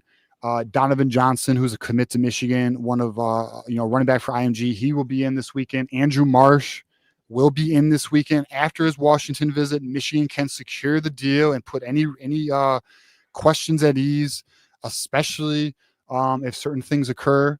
Javian Boggs is also going to be there. This is the Brady Hart teammate. He's going to be there this weekend. You have Andrew Olish, another one who will be there this weekend because they do love Michigan. They're giving Michigan all the attention. Trust me, they're just looking around a little bit. Then you have, this is an interesting one, Brandon Finney, we haven't talked about a lot, John. And the reason why I haven't brought it up a lot, he's a top 100 corner. And the reason why he's an Oregon commit, the reason why I haven't talked a lot about it is because I do believe he's going to be leaning Penn State. But hey, guess what? The way Michigan's playing ball, I would never say they're out of everything. We'll see what happens this weekend. We'll see if Michigan, because obviously we lost out on Littleton, who was the other corner they were going after, top 100 corner. Michigan's swinging for the fences, and I'm not mad at it. Shamari Earls will be here this weekend again. Looking forward to that. And then Kainoa Winston, one of the top safeties in the class, will also be there. And then, of course, one of a personal favorite, fan favorite, Brady Hart is coming back to Michigan again to help recruit his guy Boggs and others. And potentially, if there's another visitor this weekend, wink, wink, Under the Wood, maybe, possibly, look for it. This will be a big ass weekend, bro. This is what I would like to call closing time, and Michigan's looking to close. Pretty excited for it. We'll see where it goes, John. You don't have to go home, but you can't stay here unless it's Michigan, where it's those who stay will be champions. So let's go. No doubt. And Michigan's will be looking to close the deal. I'm expecting. So what I believe, and we'll see if it transpires, I believe a very strong close of this class, and I believe the best portal Michigan's ever had. Incredible. That's what I believe. I do want to ask everybody, let's not start beefs. We're Switzerland here. Who's beefing? Apparently EJ Holland said something about YouTube channels. We will look into it. It was about Blue by 90. By 90. Okay. That post they made last week. I just want to let everybody know we love everybody. We're Switzerland. Yeah. If somebody comes at us, we'll answer, but otherwise we love everybody. So our approach is this. One, we walk our own path and we don't give a shit. Period. Secondly, we respect. I don't do the site wars. Like I respect Sam. I respect EJ. They each have their own grind. They each have their own ways. Yeah, EJ likes to poke the bear sometimes, but whatever. That's his style. That's his approach. He is the hardest worker in the game. And then Sam, I would argue, is the most connected. I also have my respect for Josh Henske, and I think Isaiah Hole's legit too. So I have no issues with nobody. Again, at the end of the day, we walk our own path, and at the end of the day, we don't give a shit about anything else other than that. So it is what it is. And I am aware of the comment. I had some people DM me. Is he talking about you guys? No, I'm quite confident he's talking about Blue by 90. But even if he was talking about us, which I don't believe he is, because I never said nail in the coffin. It was about essentially what that was about was the Blue by 90 post about Underwood's article ruining the recruitment, and it's over, which is what Blue by 90 put out. Also, we got no issue with Blue by 90 either. We've had Tanner on. We've had our guy Brian on from Blue by 90. Justin has been on the network. Yeah, it's all love. So whatever. It is what it is, and it is what it is, bro. We walk our own path. Yep. Isaiah Hole, friend of the network, has been on Michigan Wolverines Live before. We'll try to get him back at some point. He is very busy because he is running around, doing the media thing. But hopefully we'll be able to get him back in the off season. There is, let's see, we've got Wolverine Casual here. Just get it. Totally get it. Just wondering if they will wait for a portal QB. I don't know. I can't promise. I don't know. I think it's also like, who is it? Like, they're going to want to know at the very bare minimum, who it is. Who are they going after? Who do they think they can close if Bryce doesn't happen? Right. Also, but I think Bryce is the key to keeping everybody and then also bringing in new weapons. Yeah, well, all right, look, let's just say hypothetically we don't land Bryce. Michigan's going to swing for the fences on a quarterback, so I'm not worried about it. Now, will they wait for us? We'll see. But again, like, because of Michigan's approach here, I'm just not worried about anything. I think I'm not worried about talent. We'll get it eventually, you know, like it'll come. And I'm not worried about coaching because they'll figure it out. And if Sharon's not the answer next year, we'll know. And if he's not, they'll handle it. Like Michigan literally is, they've done a good job here, from the regents to the president to the athletic director. Yes, we're giving our credit to Ward right now. We've been critical of Ward, but credit where credit's due, and he's doing a great job right now. He's rallying donors. He's a part of these NIL events. That's all we've asked for. You know, well, and other things. He's done good lately. And you know, and the coaching staff has done a strong job in terms of recruiting, and Sharon's done a great job of, you know, obviously on the field is more to be desired, but at the end of the freaking day, he's done a good job out off the field in terms of NIL, in terms of the recruiting department being structured. I mean, they're putting in work. I'm not concerned. It's unfortunate. The outcome is unfortunate this year, John, but the future is bright, and I'm very excited about it. Ryan says LSU is talking. Michigan fans need to stay put. Let them talk. Let them talk. They've been so damn wrong so long. I can't even wait. Just so you know, if let's say things transpire a certain direction, I cannot wait to fucking call those fuckers out. Because man, had they been in our comments talking about, oh, clickbait, like shut up, bro. One, anyone who watches us knows we don't do that. We only talk about things that matter and are likely to occur. We don't waste time. And then secondly, man, are they off on so much. And I can't wait to point it out when this thing finalizes. Because I will. Absolutely. GT, agree with TJ that we will be fine no matter what Bryce Underwood does. Our upper management is on fire right now, and that is the most important thing. The infrastructure is built. There's still work to do. It doesn't mean, oh, we did it, we're done. No. You stay hungry. You stay hungry. But the good news is Michigan's got it together. You know, we just have some things we got to figure out. Coaching, player, player personnel decisions. We'll be. I feel. Listen, Michigan wants to be elite again, and I think they're gonna do it. We'll see how things transpire. There's a lot of work to do. We haven't done shit yet. This class has to be strong as hell. Portal needs to be out of this world. And home run. I'll just say home run. I don't want to be hyperbolic. You know, very strong portal class, and then also do well in the April portal when kids get pissed off at their depth chart position. You know, that's essentially when you can capitalize there. So we'll see. Oh, that's fun. Do you see that new username? Yeah. Yeah, we'll discuss that off air. I had to make a executive decision on something. Okay. So we'll have to. And now we're getting the fallout, but I got it. Okay. So we want to remind everybody that here at the Voice of College Football Network, we are launching new channels. You've seen Adam Lamparello call in before on this show, on this channel. He is now running the Rutgers Scarlet Knights. You've got Jeffrey Only Talk Sports, who was a guest on this show. He actually is right now. He is hosting. He hosted 2 hours ago, right? A couple hours ago. He does the Indiana Hoosiers live. We got Jackson Johnson doing Alabama. And now we have Ole Miss live Wednesdays at 2 p.m. Eastern, as well as Ole Miss post-game live after every Rebels game. So that's very exciting, and obviously, you know, very, very cool that these channels are building, and some very reputable commentators and analysts on the Ole Miss channel as well.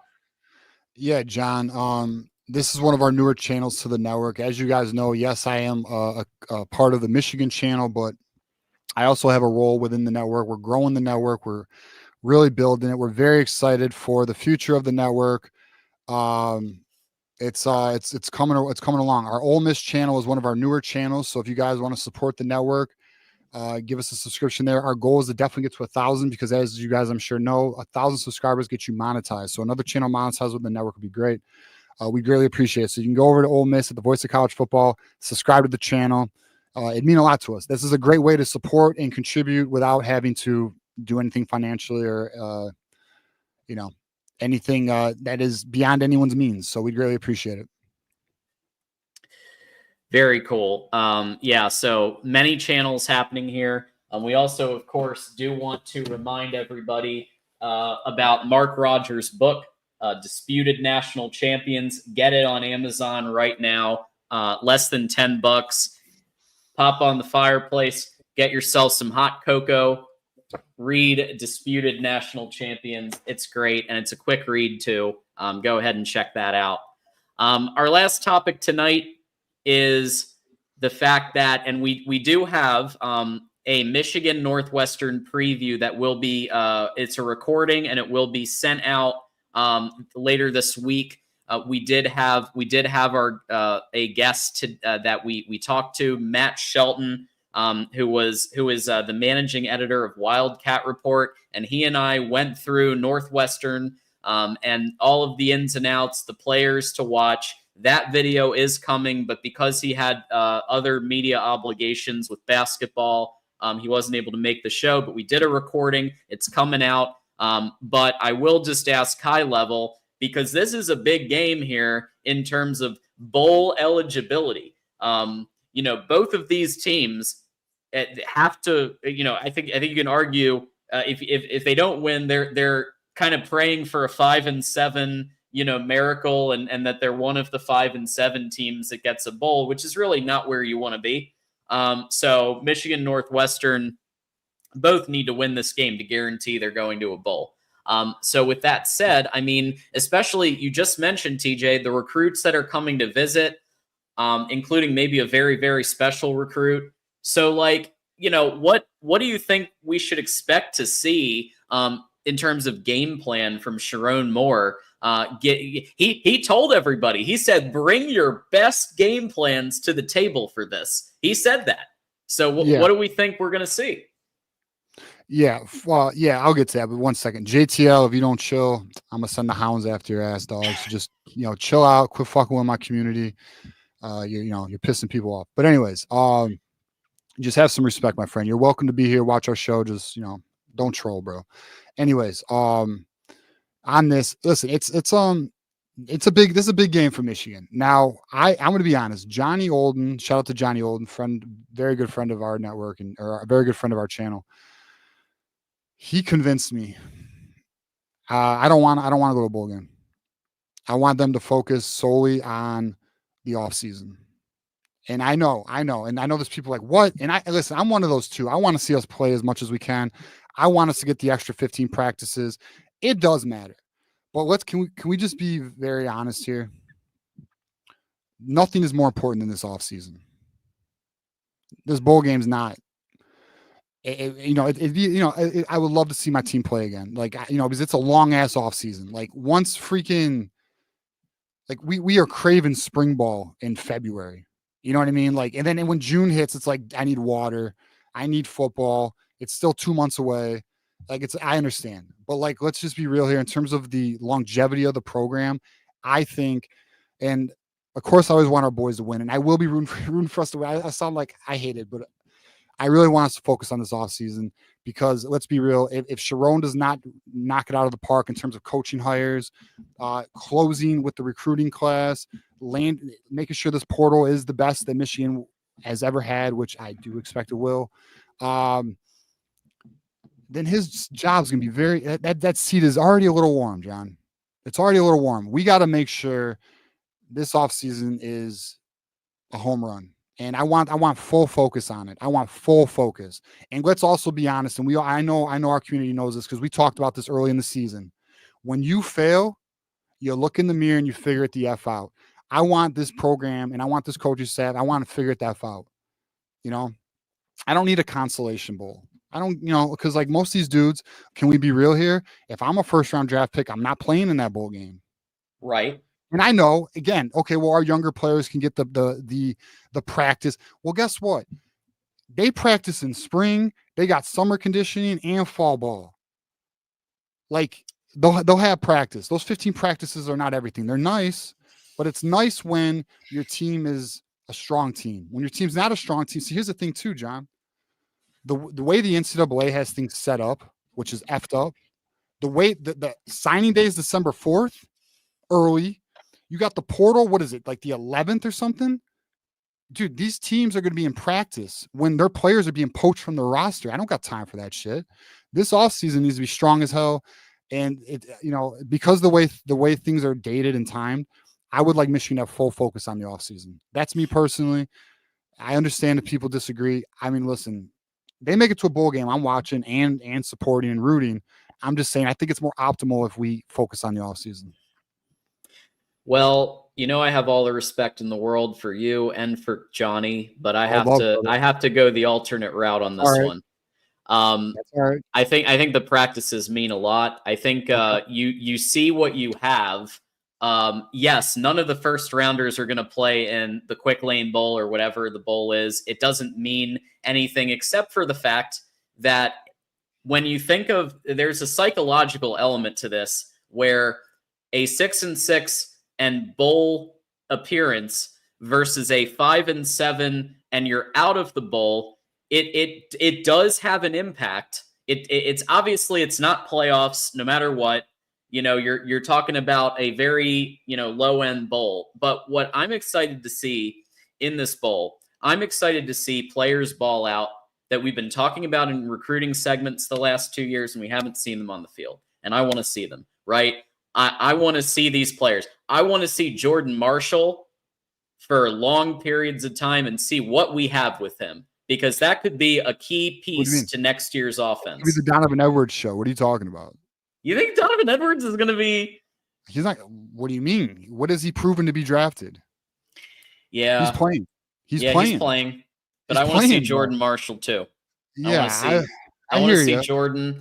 And then, we got a commenter. And it's all love, and we embrace debate here at this show. So it's okay to disagree. All love. We have a commenter here who's like, "Well, it's negative recruiting." All right, let me just be real here. You land Bryce Underwood and you have Brady Hart in 2026. It doesn't matter. Negative recruit your ass off. We have the future of the program. We're already being negative recruited. You think one win in a Quick Lane Bowl is going to end that? Yeah, that's going to happen no matter what. Penn That is Notre true. Dame and Ohio State love to negatively recruit us, bro. What are we talking about? But I hear you. And I listen, I'm good with the way, but I think we need to focus on the offseason. But I would love another game, though. Post game with the boys. You know what I mean? Let's go 10 hours. Fuck it. I mean, I'm for it. We can talk about the offseason, the portal. It'd be a good time. I'm not mad about it. We'll have fun. We'll have fun either way. But I'm just saying, I think there's a lot of positives to having so focused, because here's the deal. Sharon can get cracking in terms of coaches, who's gone, who's next, making sure players don't get poached. We don't want poached. Making sure you're hitting the portal with full focus, full time of resource. I don't know. I think there's a lot of value to it. Yeah. How about this? Let's ask the chat. Chat, let us know. Would you like Michigan to win this game against Northwestern, or obviously beat Ohio State? We all know that, though, so don't say that. We all know that. Beat Northwestern, become bowl eligible, and then we get a bowl game. We get those 15 practices. Or would you like Michigan to focus all in, 100% time resource spent on the offseason? Let us know what you guys think. I'm curious what you guys think. Okay. I just launched the poll, and we'll see what people say. There are some people saying make a bowl, but I will highlight if people say not as well. It's all good. Hey, it's all good. I'm okay. I'm okay being on an island. There it is. DK's with you. Decline the bowl. Yeah. And look, I mean, this is my argument, Michigan. This is my argument, right? I mean, are we not evaluating now, though? What we've seen in clearly the practice environment has not been cultivated well, right? Because we heard spectacular things. You were mentioning the practices. Well, We were hearing that Davis Warren was doing 86, 87% completion 88. percentage. And 88, hey, have the some offense is beating Have the some defense and Yeah. all of these things. No, I want to see the team against another team who, both teams will have their star players probably out, the ones who are going to the NFL.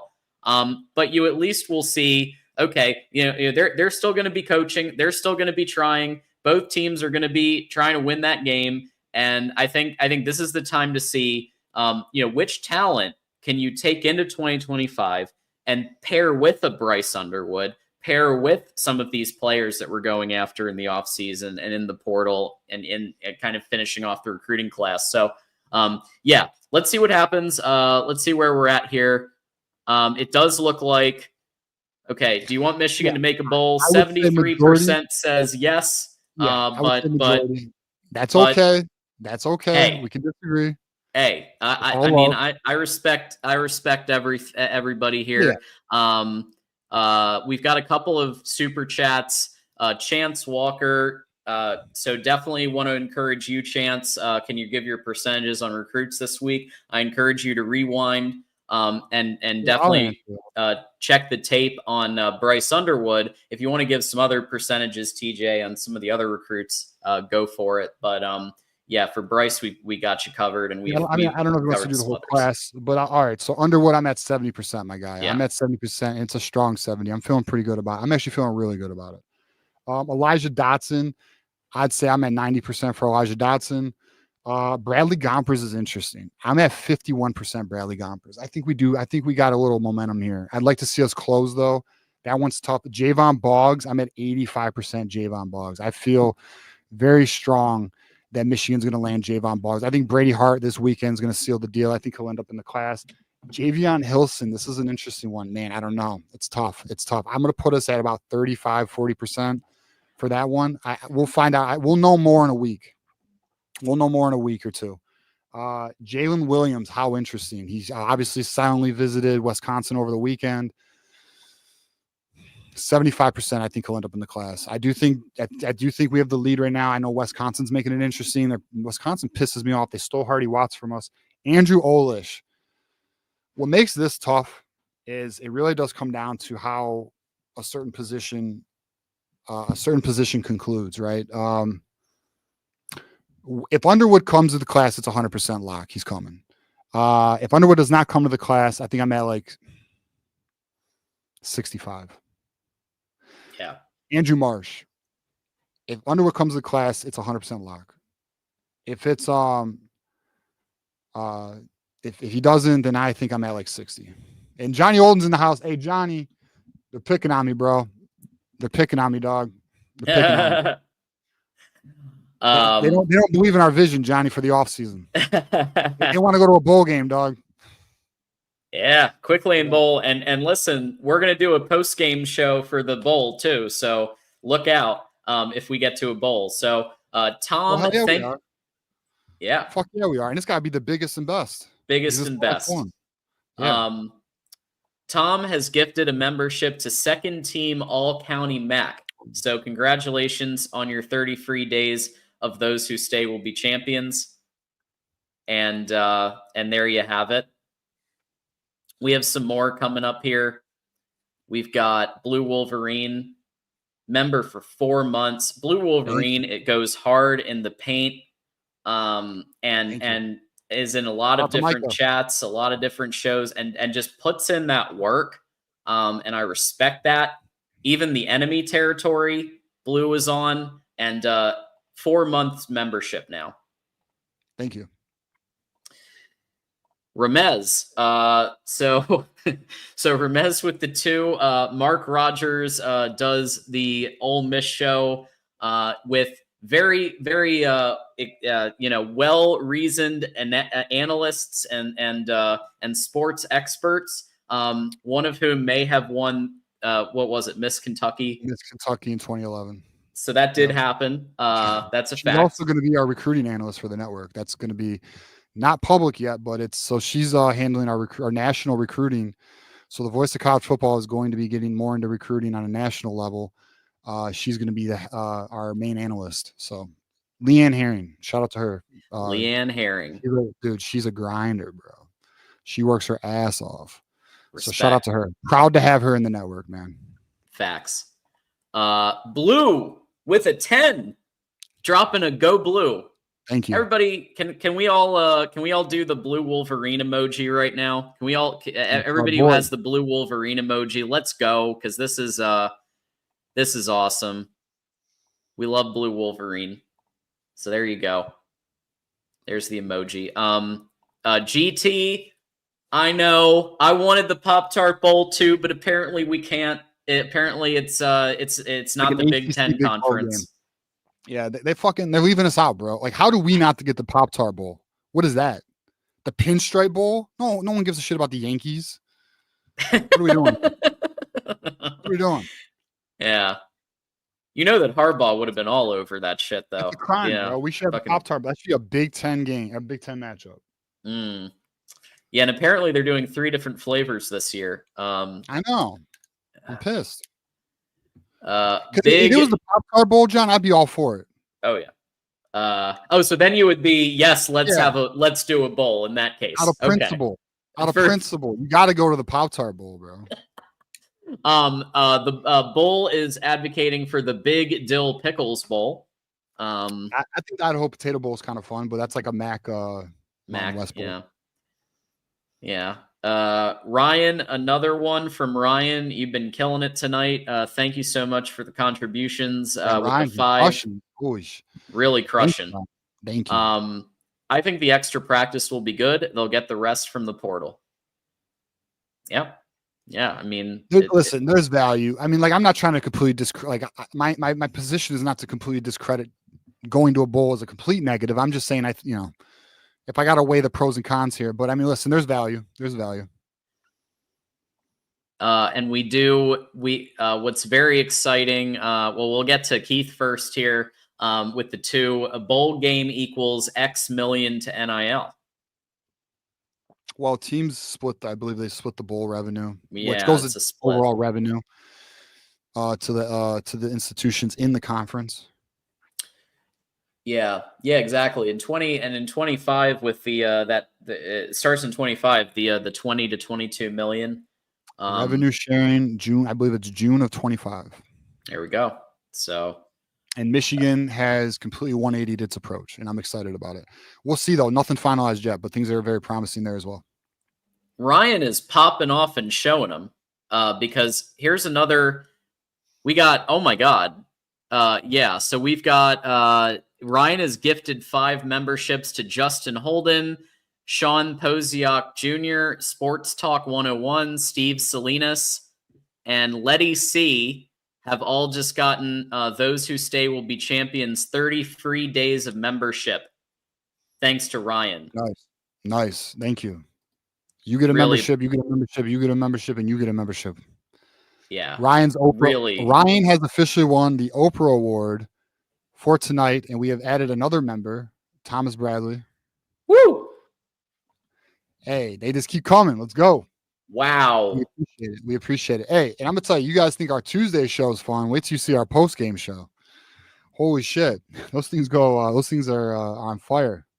Yeah, we've gone like 7, 8, 9, 10 now, almost 10 hours. Minimally 5 hours. We've gone 9. We've never done 10. It could happen. It'll probably happen next year when the teams, got certain players on it.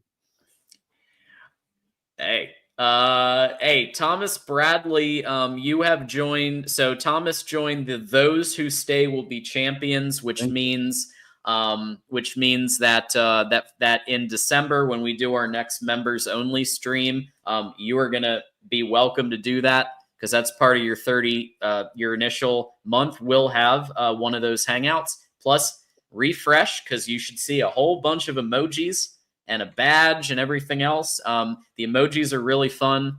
We have a great time with those. And we've been changing a couple of them out based on some of the shows, like what we've been doing on the show. So I'm going to post them all so that you can just, if you want to consider becoming a member, here's some of the emojis you get to enjoy. Plus, of course, we try to give priority in terms of comments, in terms of when people are commenting on the videos, we try to make sure we respond to those personally. The two of us will respond to those. Yeah. So if you guys see our comments on the videos, me and John, it's either me or John. Yeah, we're just showing love.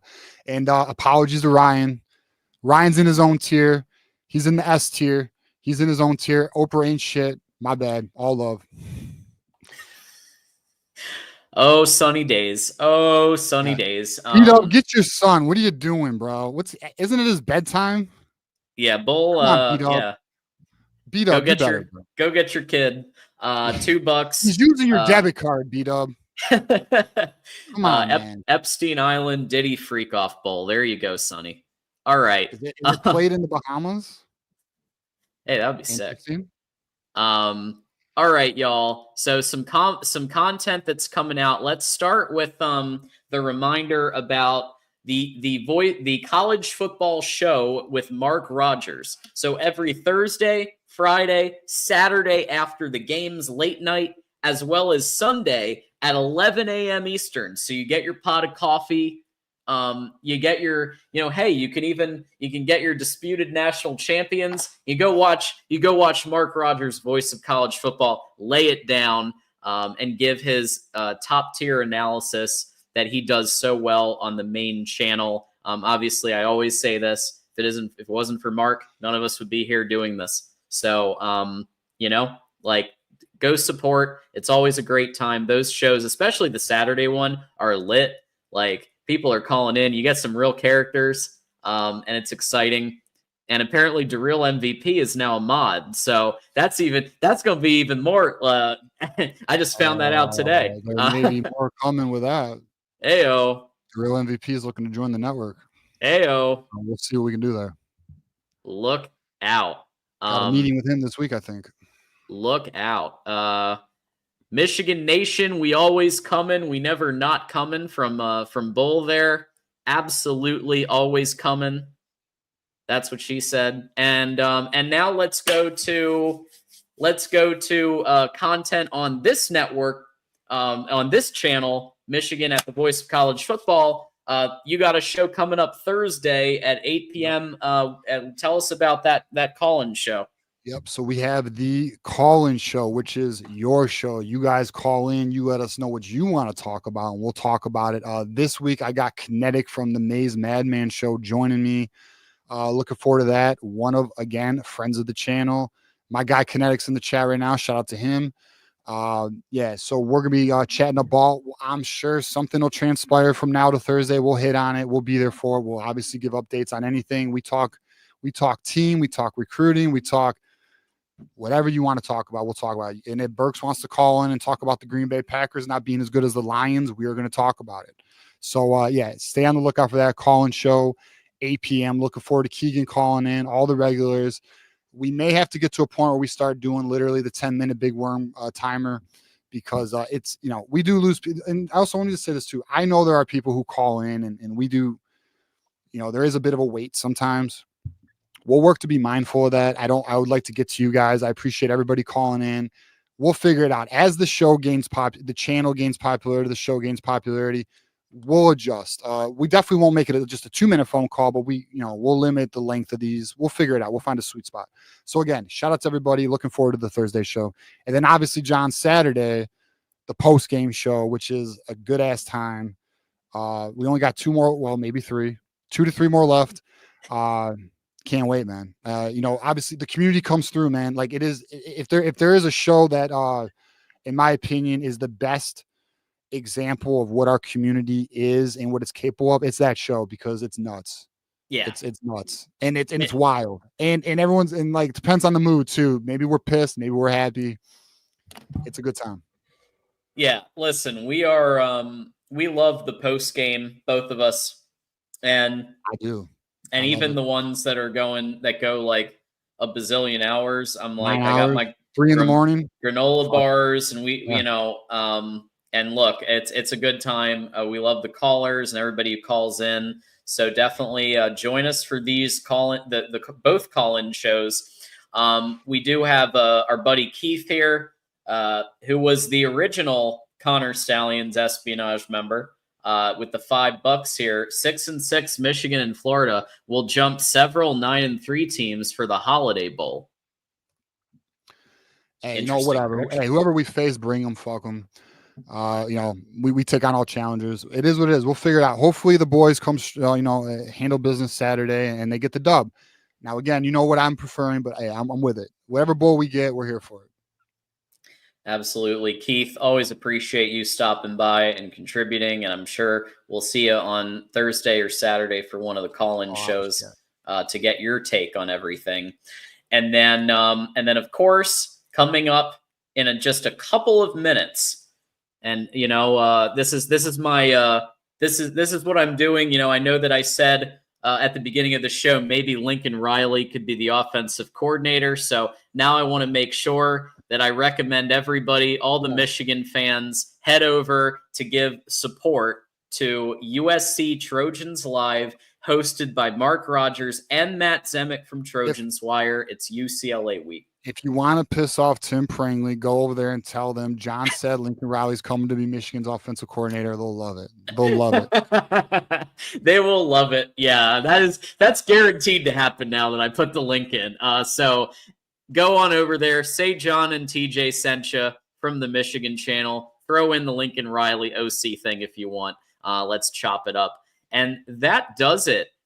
So I just want to, as we wrap up here and give our final thoughts, we, of course, want to encourage everybody to follow us on Twitter. So we've got our handles here. We're building these out. You got them right here. Definitely just check out what we're doing on there. Obviously, like and subscribe. Tell your friends about this. That we have been building this thing up. It has been going beyond my wildest imagination of what I thought we would be able to achieve. And it's because of everybody here, and it's because of TJ and Cliff came earlier. Cliff's here. So Cliff and Mac do a great job, and we just keep adding. It's great stuff. So really want to thank everybody who stops by and in any capacity to support us. Yeah, no doubt. The channel's booming. Show's booming. Today's show was another strong show. We had quite a lot of viewers today. I didn't even see the final number, but whatever, it doesn't matter. We're doing great, and it's because of you guys. We appreciate the community. And not only that, the social media, the community on social media, guys. Like, I'm gonna let you know, like, it's all love. And win age. Oh shit, John.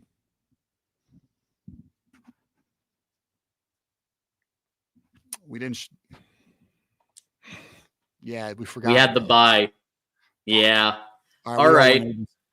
We all Win Agency, our sponsor. Damn it, dude. I'm sorry. I apologize. So for those who don't know, Win Agency was associate our sponsor tonight, and we messed up. So shout out. We'll make it right. Appreciate you guys. You know that we owe you, and we'll pay you guys back tenfold too. No bullshit. So yeah, we'll figure that one out. But and this is, we'll handle it. We'll take care of you guys. It's on us. I apologize. But anyways, move forward. Community's great. Sponsors are great, supporting us like Win Agency. Yeah. We'll but again, about the community, so I'm off track right here. But social media is nuts. Honestly, the community's on fire. I appreciate you guys. I love talking with you guys, chopping it up. It is appreciated. And then everyone's showing love too. Like, everyone's showing love, like, just we appreciate it. We really do. We do not take it lightly. We will remain mindful and humble. And we'll just keep moving and keep pushing. So shout out to everybody. We appreciate it. Absolutely. Yeah. Check out the Win Agency. They're great. We'll put the link right here if you're considering your insurance options. And yeah, we will definitely be doing some more for you guys the next couple of shows. 100%. A lot more. I promise. We do have a question. I am 33 years old, so thank you for asking that. I've had some commentary. You look 20-something. Well, thank you for that. Really do appreciate that. That used to be like, I used to not like that, and now that I'm starting to get to a certain point, now it's starting to go the other way. So I'm for it now. So go. I appreciate all that. All right, y'all. And yes, you said don't for yeah. So for me, so my name's John Diadamo. You can follow me on Twix at John Diadamo. And I'll be obviously hosting again on Saturday for the post-game show. And of course, as we always do, we're gonna wrap things up with a note from Mark Rogers, voice of college football, to talk about the voice of college football bets. And until next time, go Blue, and we'll see you soon. Go Blue. College football is even more exciting with some action on the line. And the games are even better when you're cashing in. And the voice of college football is the place to be to get the greatest value. Let's start with my picks. 75% against the money line, 58% against the spread. I've got a 40-year track record. In fact, in 2023, at $100 played per game, you would have netted over $9,300. And guess what? I'm just the warm-up act.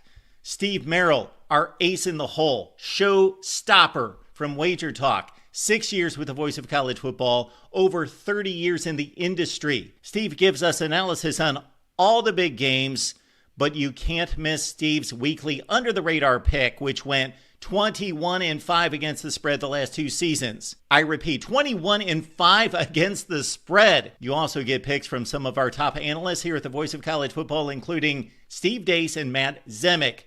Become a YouTube channel member or Patreon member for just $99 per month.